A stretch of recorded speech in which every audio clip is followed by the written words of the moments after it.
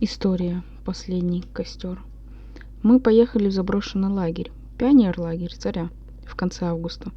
Нас было 4. Я, Дима, Катя и Лёша. Местные говорили, что лагерь закрыли в 90-м после того, как вожатая повесилась в красном уголке. Но мы не верили в эту чушь. Добрались на разбитой Ниве Лёши. Лагерь выглядел именно так, как мы и ожидали. Ржавые кровати, выбитые стекла. В столовой пахло гарью и сыростью. Только флагшток среди площадки все еще стоял ровно, будто ждал флаг. Мы разбили палатки на футбольном поле, разожгли костер. Стемнело быстро. Леша травил байки про пионеров-призраков, но мы смеялись. Все было слишком стереотипно, чтобы быть страшным. «Слышали?» — вдруг спросила Катя. Мы замолчали. Из темноты от корпуса доносился звук, словно кто-то водил смычком по струне. Тонкий, протяжный, неправильный. А потом голоса. Детские голоса. Они пели строевую песню, старую, из 80-х, про костры и отряд. Запись включил кто-то, неуверенно сказал я. Или ультразвук на крысах. Голоса приближались. Мы вскочили, схватили фонарики.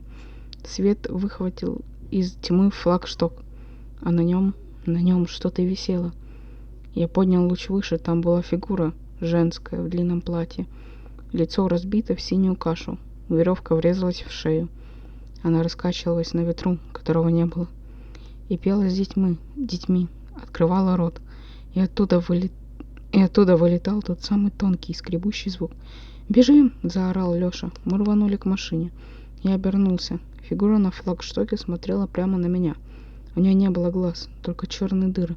Но я почувствовал, она видит. Она спрыгнула, упала на землю с сухим хрустом.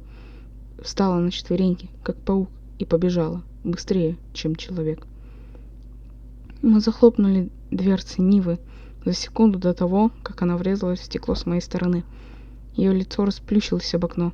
Пальцы, длинные и тонкие, заскребли по металлу крыши. Леша завел мотор с 5-й попытки, и мы вылетели на грунтовку.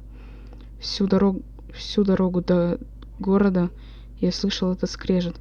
Даже когда мы остановились у заправки и проверили машину. Ни царапины, ни на крышке, ни на стекле. Дома я уснул только под утро. И приснился лагерь, флагшток. На нем качается фигура. А потом она открывает рот и говорит моим голосом: «Ты забыл свою смену. Возвращайся».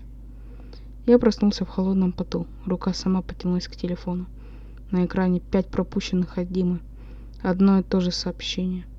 У Кати вчера было такое же лицо, как у той вожатой перед сном. На секунду, я не шучу. Я удалил сообщение и перевернул телефон экраном вниз. Но в отражении темного стекла мне показалось, что за спиной кто-то стоит. Маленький, в пионерском галстуке. Я не оборачивался, и вам не советую. Лагерь «Заря» все еще принимает детей. Просто билет в одну сторону.